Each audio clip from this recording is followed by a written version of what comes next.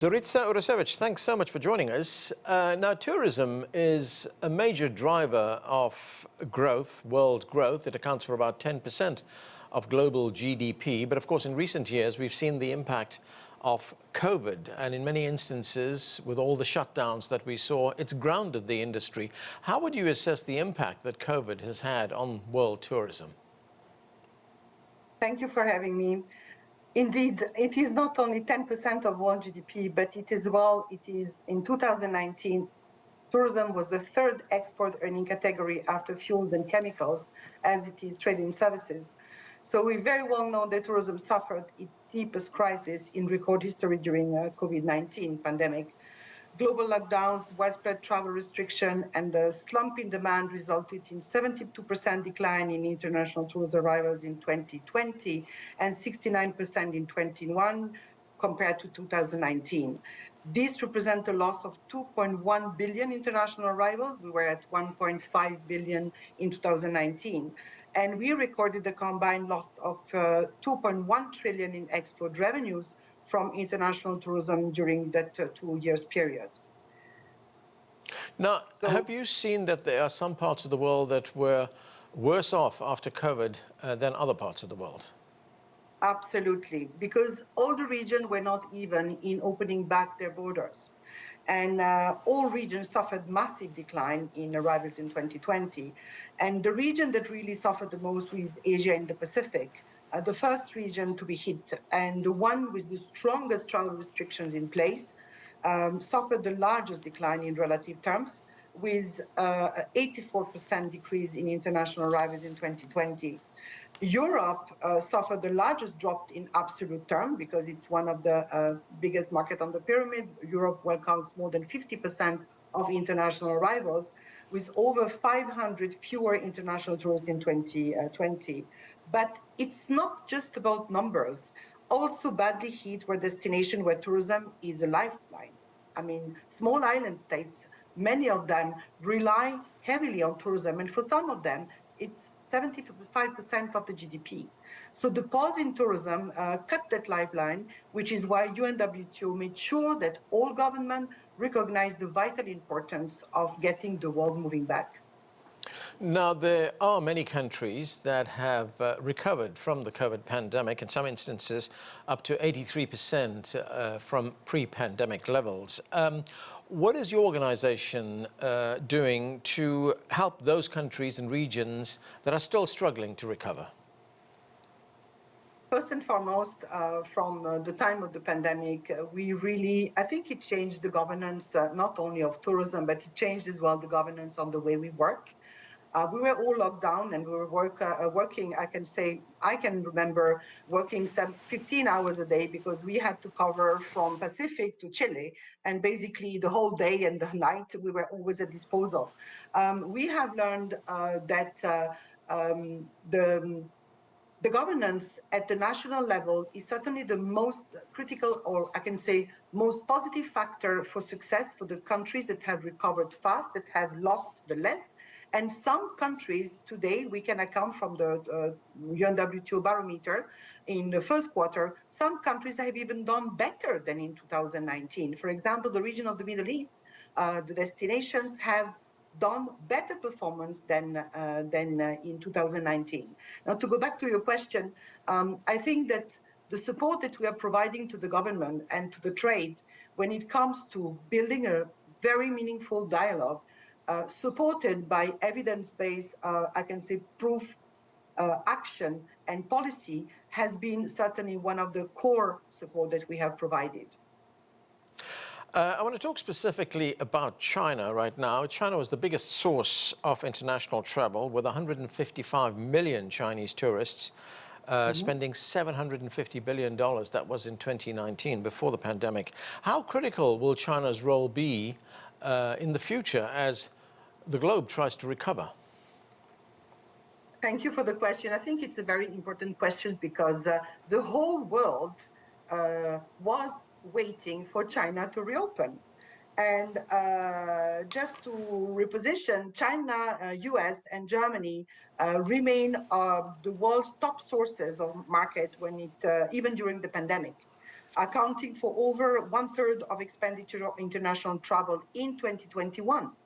So we see China's reopening to international tourism as the final piece in the sector's recovery. This is the puzzle that finally has its got last little piece. But we as well are very proud that the dialogue with China, who is one of our main member states as we are an international organization, we were invited, our Secretary General, Zoritsa Urosevic, was invited to be part of the official reopening of borders in February 23. The return to China in coming days and we are going back to China now, to Macau, with the Global Tourism Economic Forum in a few days to be happening. So it's early maybe to put a number on the impact of China's return, but a full return will not happen overnight. This we very well know, but it has boosted confidence. And we very well know as well that during the pandemic, China was one of the most successful countries in strengthening the domestic tourism, which was already very big, but which has expanded, and most importantly, expanded to regions that are, I can say, less known, more remote area. So all this market for inbound international tourism is going to be as well available. So good perspectives. Right. Now, the World Tourism Organization doesn't operate in isolation, of course. You depend on the resources of other agencies at the UN as well. And we know that COVID has not been completely eradicated. So how does the UN use all its resources to coordinate international travel protocols so that when people travel, they can be confident and feel assured that they will be safe? When COVID started, I was at the time based in Geneva, and just for the little story, 2 days before the pandemic was declared, I asked the Secretary General to come to meet with Dr. Tedros in WHO. And then we knew very well the seriousness of the situation, and we had to prepare for that. So from day one, first we created a recovery committee that has been a crisis committee, which has been immediately actioned, which was including the key actors and stakeholders from the multilateral system, such as the World Health Organization, but as well ICAO, because international travel is mainly through air transport.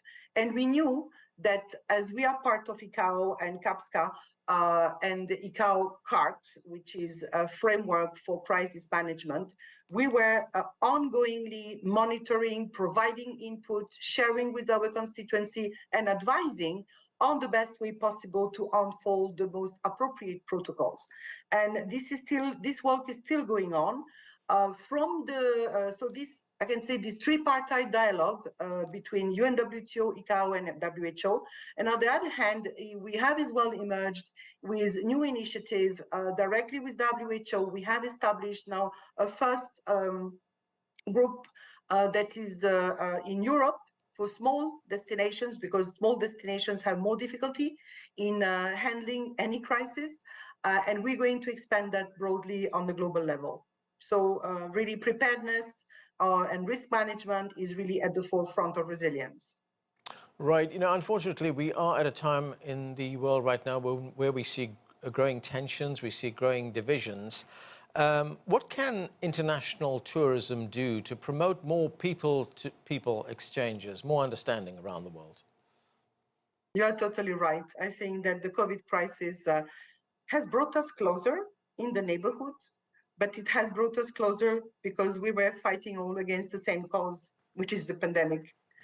And I think that tourism is the ultimate people-to-people sector, because what you dream of when you go and visit a destination is to meet other people. So it has its unique ability to foster peace and understanding across borders and multicultural dialogue for peace. So tourism stands for peace and against war and aggression. And UNWTO members voted to suspend the country following its invasion of Ukraine. So that's on the governance side. But I think when it comes to people, I think that after COVID as well, there has been a kind of a regain of caring about the others. And I think that tourism can be really a vehicle for peace.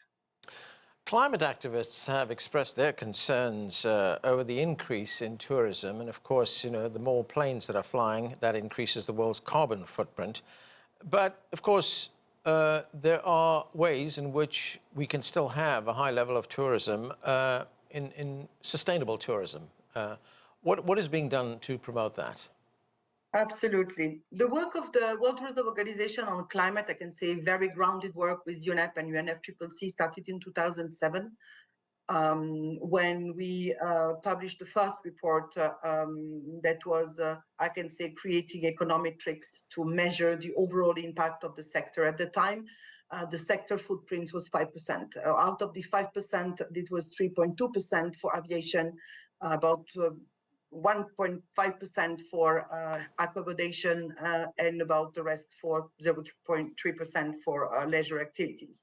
Now, of course, the numbers have increased, and of course, the footprint has increased. So our latest data says that we can account about 8% of carbon emissions on tourism. However, we know as well that, as you said earlier, in 2019, 10% of world GDP is related to tourism. So on the one side, we do bad, on the other side, we do good. So we know as well that certain nations, and I mentioned it earlier, small island developing states, for them, tourism is not an option. Tourism is a public good, because without tourism, they cannot sustain and survive.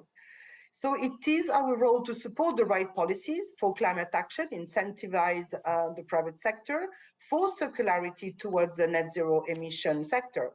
And I can say that science is the answer, because science is actually what is going to empower us to move the shift, to transform the sector, and to really scale up action.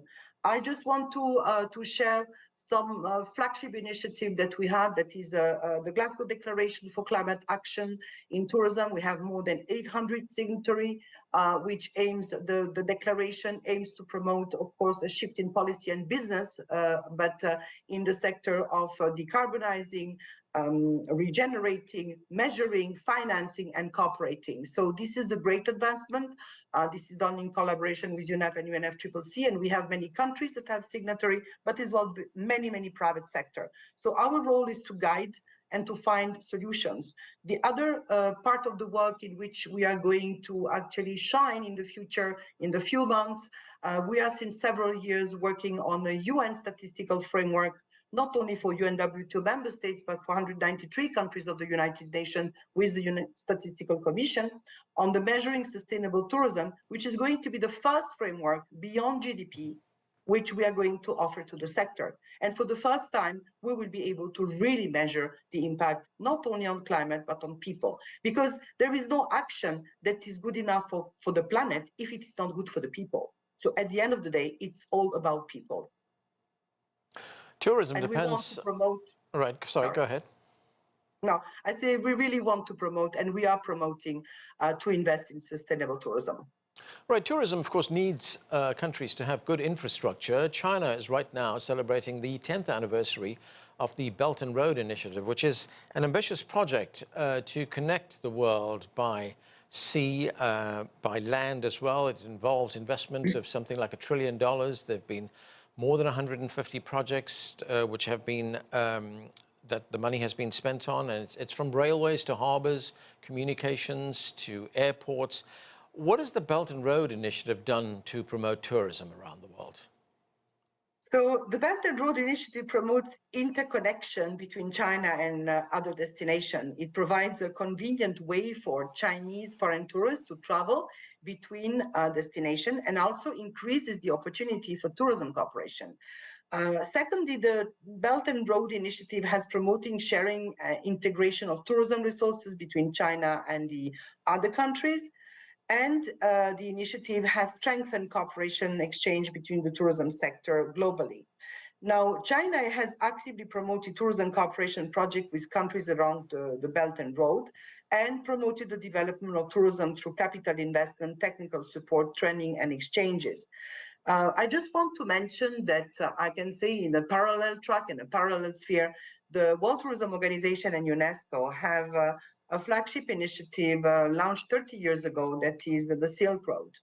And the development of the Silk Road is very much embedded in the Belt and Road Initiative. And actually, it's very interesting, your question, and very pertinent for two reasons. One reason is because at the time where China didn't yet launch the initiative, I was working very closely with colleagues at the United Nations Conference for Trade for Development in Geneva, UNCTAD, who produced the first report on the potential of the Silk Road, it was called at that time.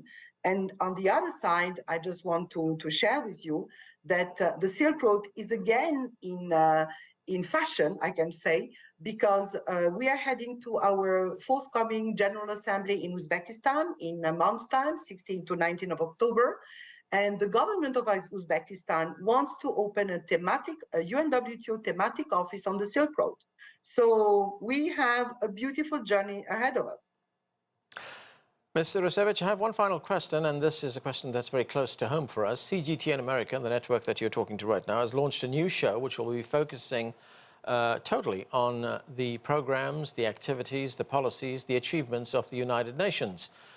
Would you like to say a few words? I think, sir, that we are part of the UN system, of course, extremely active because we have no choice. We are the smallest specialized agency of the system, responsible for 10% of the world livelihoods. So I think that our role is key. And you know very well that we are heading now to the SDG summit in 2 days' time on the 18th. And this SDG summit is going to be one of the building stones of the Summit of the Future for the next year.